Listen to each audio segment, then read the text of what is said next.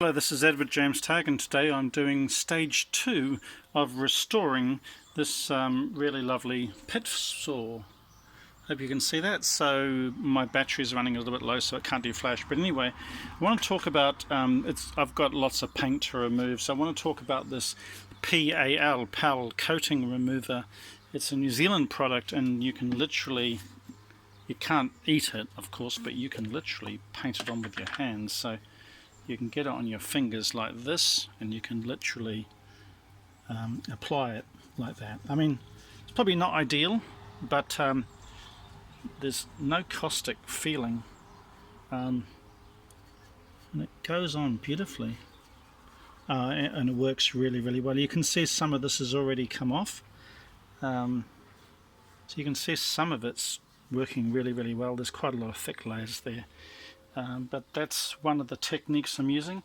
I'm just going to, with a one hand, rinse some kerosene off with one hand. This is very bit difficult. Just using kerosene to rinse it off. And then a paper towel.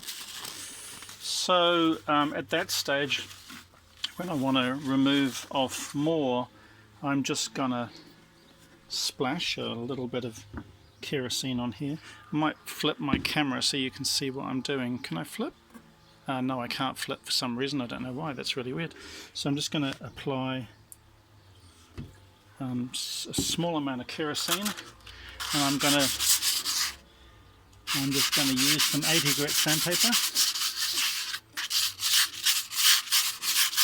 It comes off quite nicely.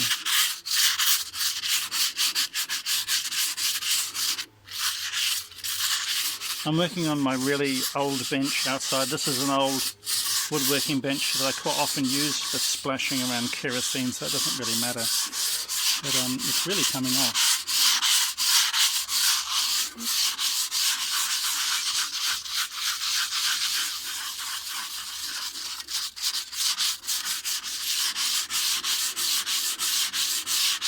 Now the important thing about the kerosene is the kerosene allows it to bite. You want to feel it biting.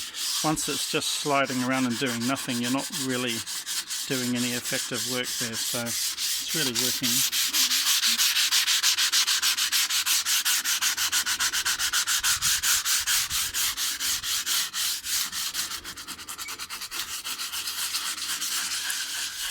Well, it's really coming off. You can see it's dripping off. It's really effective. Really coming off wonderfully.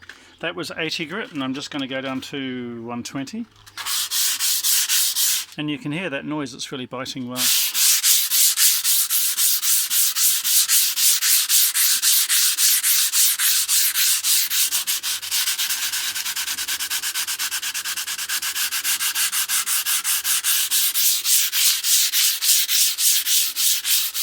I'm not pushing very hard because I've got one hand on the camera.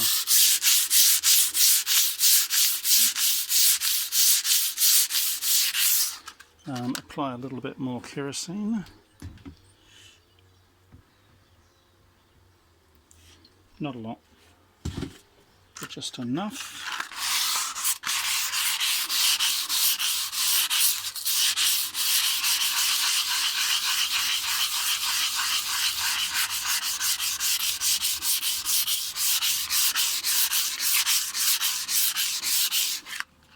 I just want to use the paper towel just to remove that area and see what kind of progress I've made. It is very rusty underneath, but all the paint's gone, and all the paint's gone. I don't think I'm going to achieve a super shiny effect. I think as long as all the rust and the paint is gone, and I can probably use a wire brush on a angle grinder attachment like this one here. As long as I can get it in pretty good condition, I'll be happy with that. So that's Edward James Tagg, and I run a group called Pit Sawing and Sawing by Hand on Facebook, and this is stage 2 of my pit saw restoration.